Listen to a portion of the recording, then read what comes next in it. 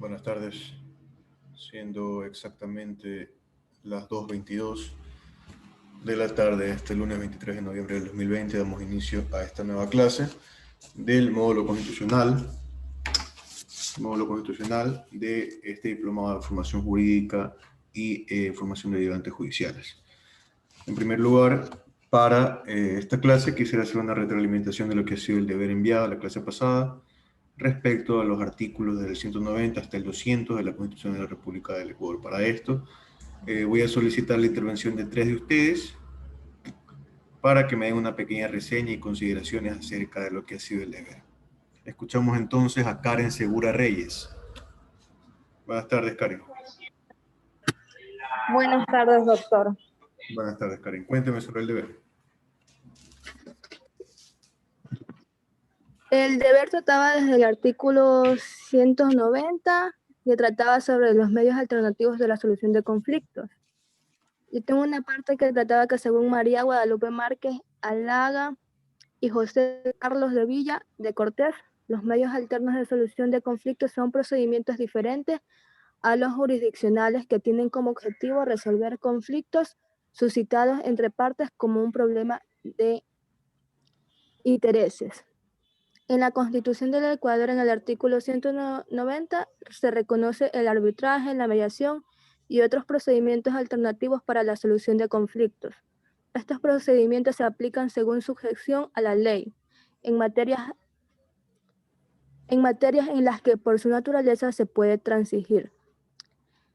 En la contratación pública procederá el arbitraje en derecho previo pronunciamiento favorable de la Procuraduría General del Estado conforme a las condiciones establecidas en la ley. En el artículo 191 se trataba sobre lo que es la Defensoría Pública. La Defensoría Pública es un servicio público gratuito que presta el Estado a través de la Defensoría del Pueblo, mediante el cual se provee un defensor gratuito a las personas que se encuentran en imposibilidad económica o social de proveer por sí misma la defensoría de sus derechos para asumir su representación jurídica o extrajudicial. Como ya dije, este se encontraba en el artículo 191 de la Constitución. Y el artículo dice que la Defensoría Pública es un órgano autónomo de la función judicial cuyo fin es garantizar el pleno e igual acceso a la justicia de las personas que por su estado de indefensión o condición económica, social, cultural, no pueden contratar servicios de defensoría legal para la protección de sus derechos. Muchas gracias, Karen, por tu intervención. Seguimos entonces con Camila Barragán. Camila Barragán. Buenas tardes, doctor. Buenas tardes, Camila. Cuénteme sobre el deber.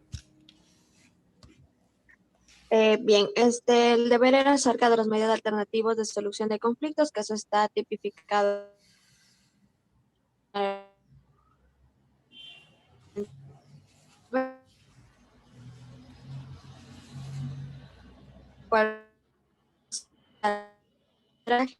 mediar el ley y en materias en las que por su naturaleza estas se puedan transigir. Tenemos también lo que es la Defensoría Pública, que está tipificado en el artículo 191, la cual es un órgano autónomo de la función judicial cuyo fin es garantizar el pleno e igual acceso a la justicia de las personas.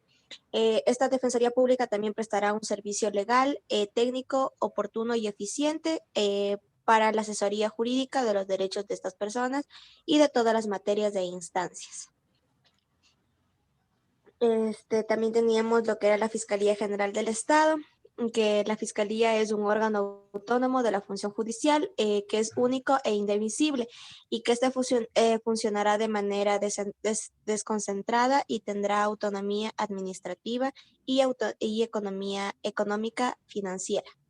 La Fiscalía también dirigirá de oficio o a petición de parte la investigación preprocesal y procesal penal durante el proceso, que ejercerá una acción pública con sujeción a los principios de oportunidad y de mínima intervención penal.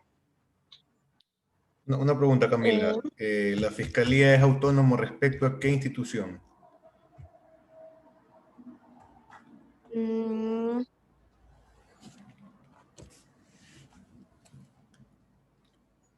Se encuentra dentro de la función judicial, obviamente, ¿no?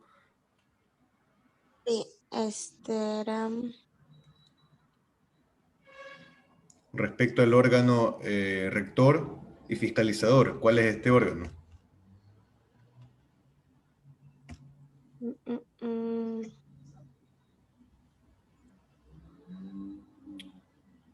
Es autónomo respecto al Consejo de la Judicatura. Ya. Esto es, Camila. Muchas gracias por tu intervención. Seguimos, por Ya, favor. Listo. Seguimos, por favor, con Stephanie.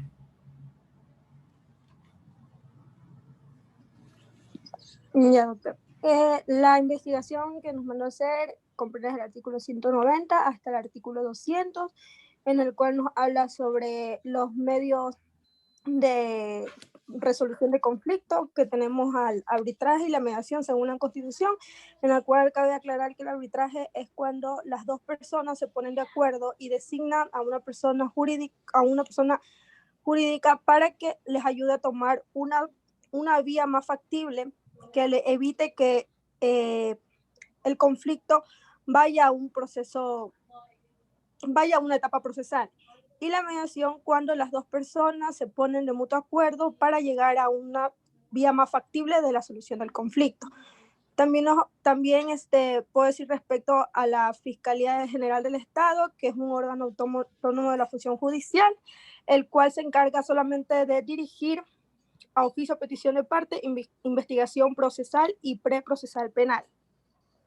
En el artículo 282 del Código Orgánico de la Función Judicial, la Fiscalía General del Estado, como ya dije, dirige y promueve de oficio, petición de parte, investigaciones procesal y procesal penal. Es también encargado de dirigir y coordinar las actuaciones de la Policía Judicial en las indagaciones previas a las etapas del proceso penal. También garantiza la intervención de las defensas de los imputados o procesados. Como misión de las mismas, ellos están encargados de dirigir investigaciones penales, procurando el acceso a la justicia con sujeción a los principios de oportunidad y mínima intervención penal. Listo, Stephanie. Te hago una pregunta respecto a la conciliación y la mediación. ¿Cuál se da en los procesos contenciosos? Porque en cada proceso hay una primera etapa, por ejemplo, un procedimiento sumario de COGEP. Está la primera etapa de definición de puntos de debate, está también lo que es el saneamiento. ¿Y qué diría? ¿Conciliación o mediación? Mediación. La mediación es, bueno, es bueno para aprender esta cuestión, ¿no? La mediación es antes del proceso. La mediación es externo a la función jurisdiccional y la conciliación es dentro del proceso. El juez siempre propone dentro de la audiencia una etapa de conciliación. Conciliación. Listo, Stephanie. La mediación viene a ser prácticamente en los centros que existen aparte del órgano jurisdiccional, ¿no? Siempre se propondrá dentro de las audiencias y dentro de la función jurisdiccional lo que es la conciliación. Ya explicada esta parte, proseguimos entonces con la parte teórica del día de hoy, referente a la rehabilitación social. Para esto revisaremos la página 59 del folleto que ha sido facilitado, que empieza con el artículo 201 de la Constitución.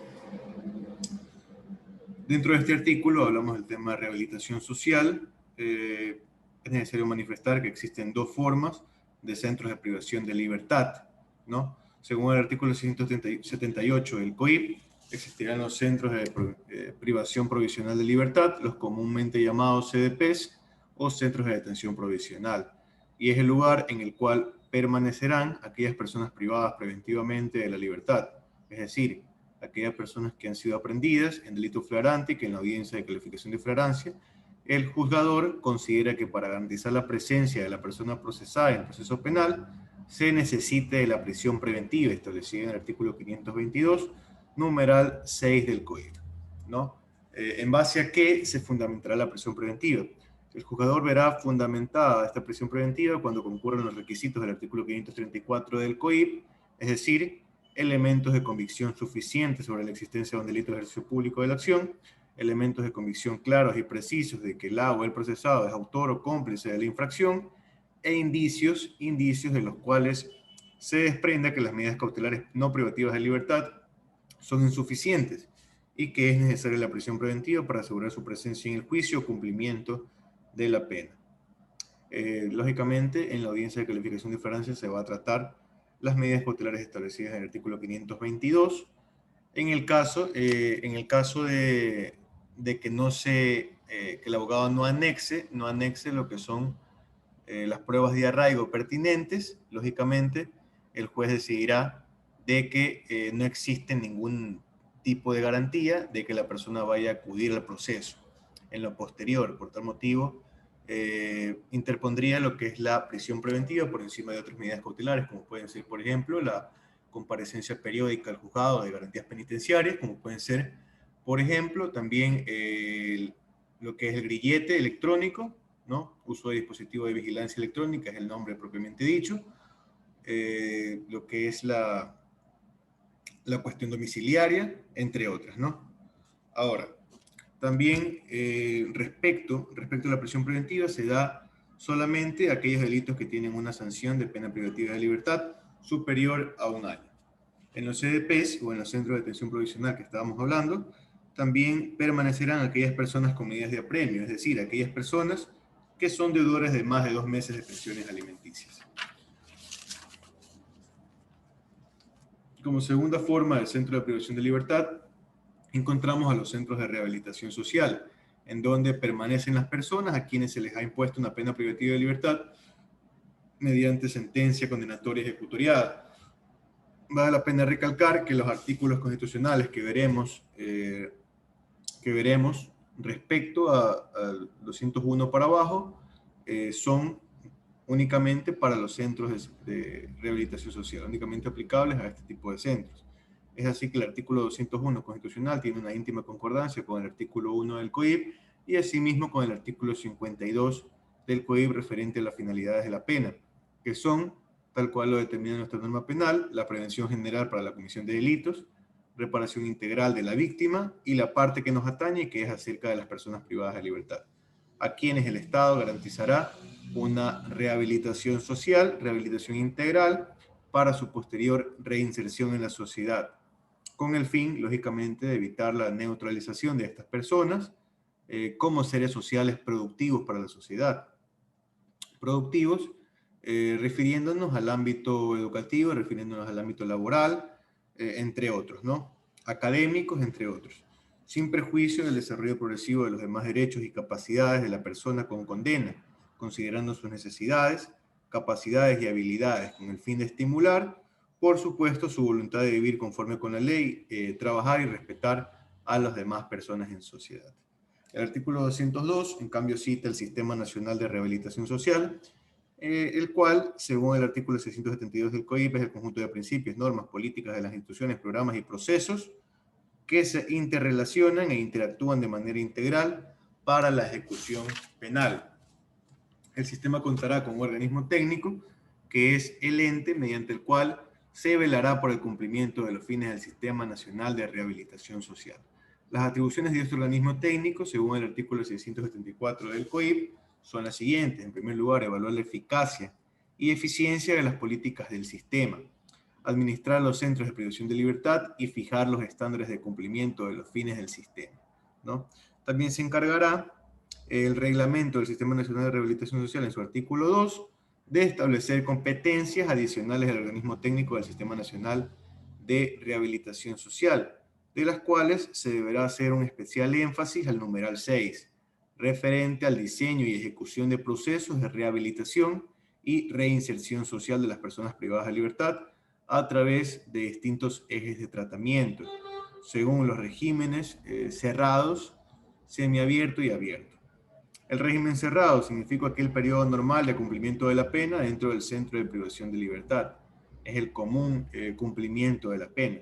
Si hablamos de régimen semiabierto, hablamos de que los presos, las personas privadas de libertad, para acceder a este régimen requieren cumplir con el 60% de la pena prevista en un juzgado o una sentencia ejecutoriada, ¿no?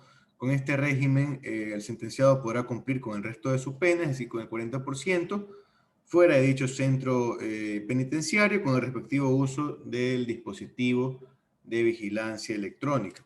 Según la última reforma del COIP, el artículo 698 ha mencionado que no se pueden, que las personas que no pueden acceder a este beneficio o a este régimen semiabierto son aquellas que han violentado bienes jurídicos especialmente importantes o especialmente protegidos para el COIP, como es la vida, la libertad y la integridad.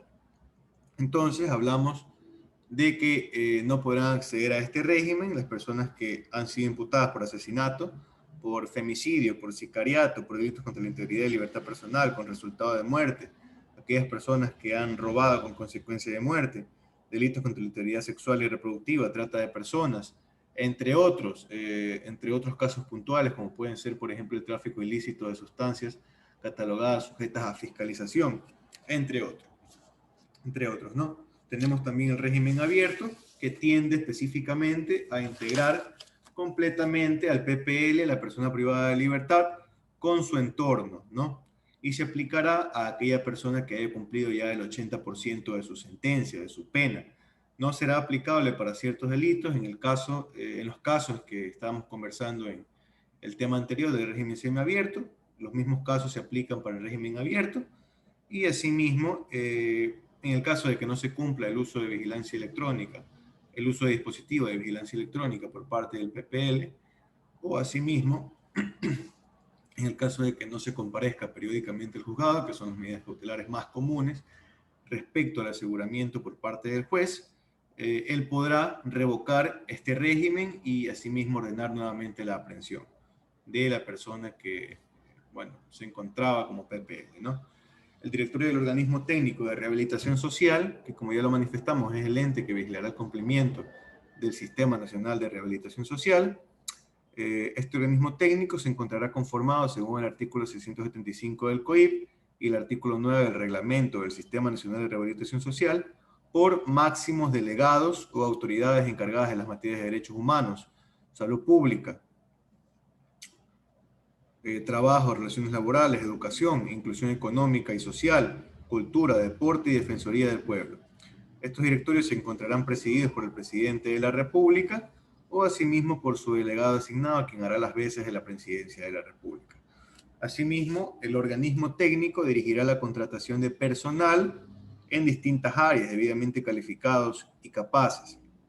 El ente regulador de las contrataciones será el Centro de Formación y Capacitación Penitenciaria, quienes en virtud del artículo 677 del COIP tendrán como funciones seleccionar, formar y cualificar a las y los aspirantes a integrarse como personal al servicio del sistema penitenciario. Asimismo, perfeccionar, actualizar, promover y evaluar de manera constante al personal de los centros de privación de libertad en cualquiera de las áreas penitenciarias en base a exámenes obligatorios de salud y académicos que se realizarán de manera constante y periódica, ¿no?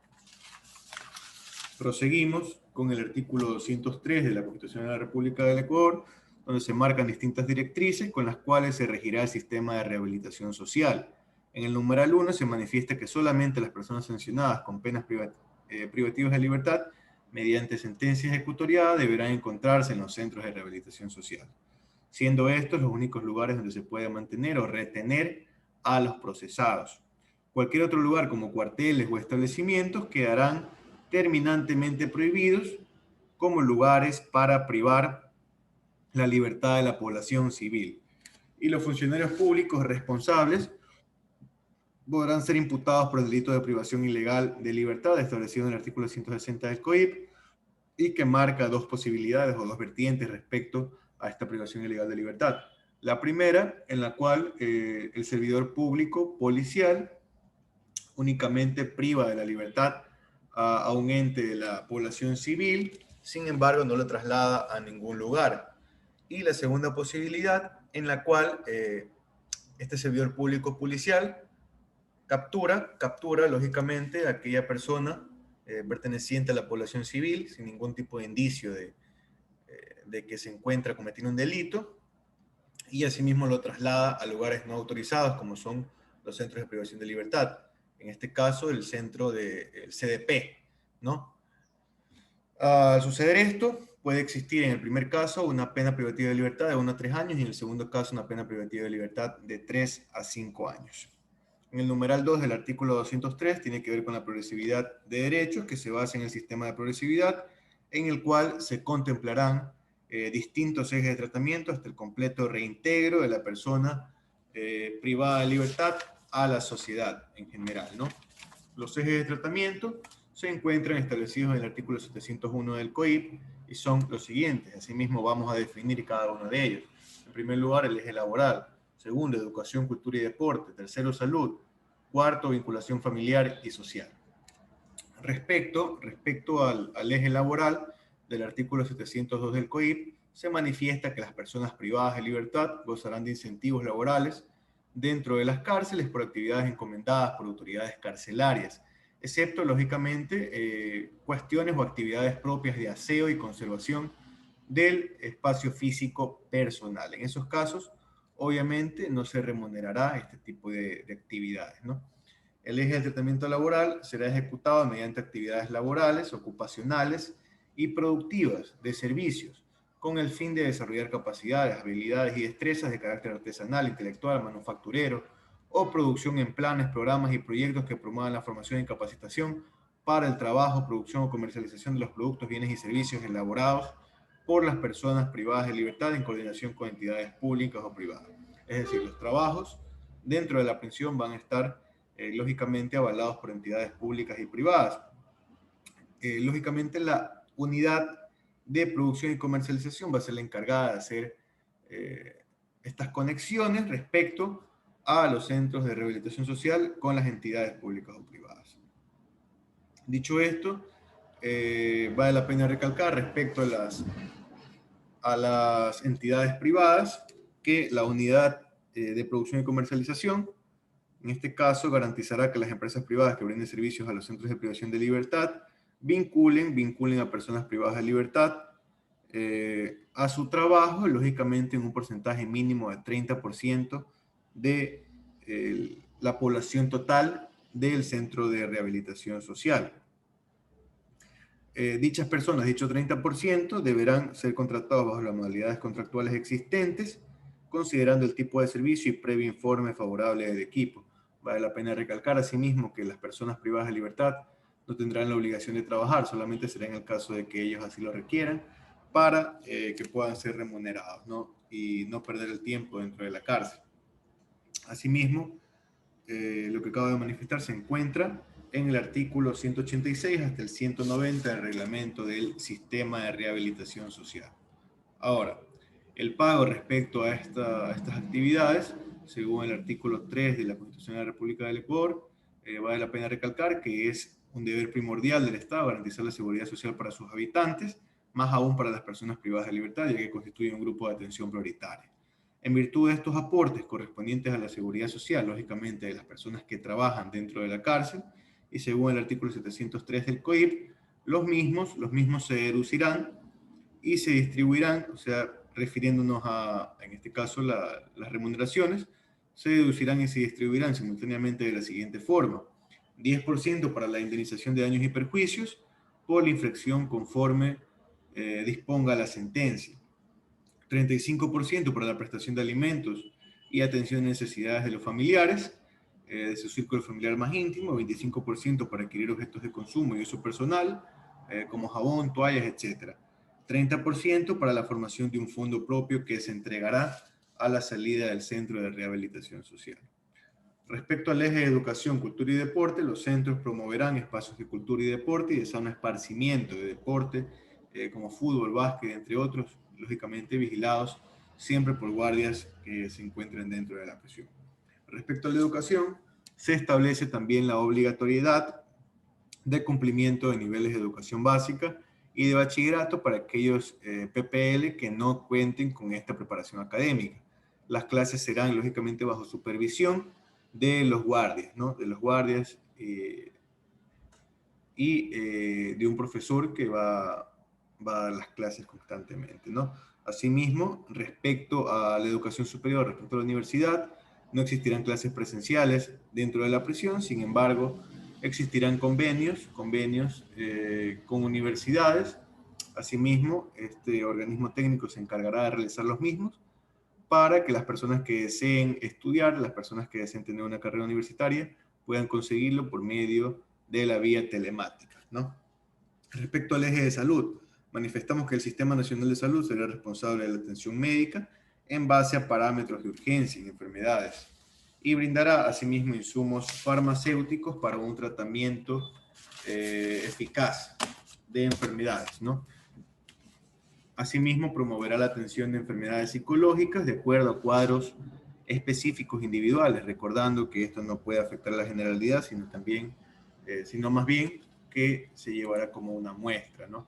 Lo que sí afecta a la generalidad viene a ser la droga, ya que más del 80% de las personas que entran a prisión de alguna manera han probado droga, entonces se brindarán programas de prevención, tratamiento y rehabilitación de manera general a causa de la gran cantidad de adictos para consumidores ocasionales, habituales y problemáticos.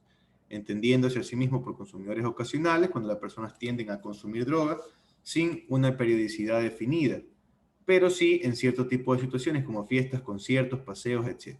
Es decir, casualmente.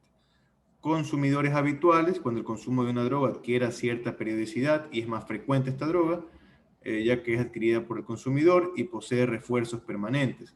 La droga juega un papel importante en su vida. Los consumidores habituales representan más o menos un 40% de las personas que se encuentran dentro de privación de libertad, en los centros de privación de libertad, y que en este caso son consumidores, ¿no? Y los consumidores problemáticos, cuando el propósito de vida de una persona gira alrededor de la obtención y consumo de una o varias drogas que afectan notablemente su entorno familiar, académico y laboral, constituye un 50% de aquellos adictos que se encuentran dentro de los centros de rehabilitación social.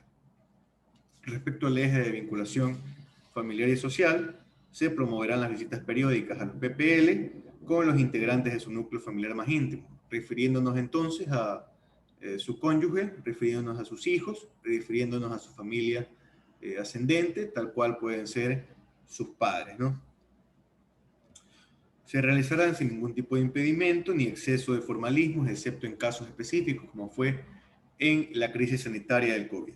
Por último, tenemos los numerales 3, 4 y 5 del artículo 203, que presentan concordancia con el artículo 707 respecto a la posibilidad de aplicación de regímenes semiabierto o abierto en ejecución de pena con la finalidad de generar autoconfianza y asimismo autonomía en los PPL para una verdadera rehabilitación.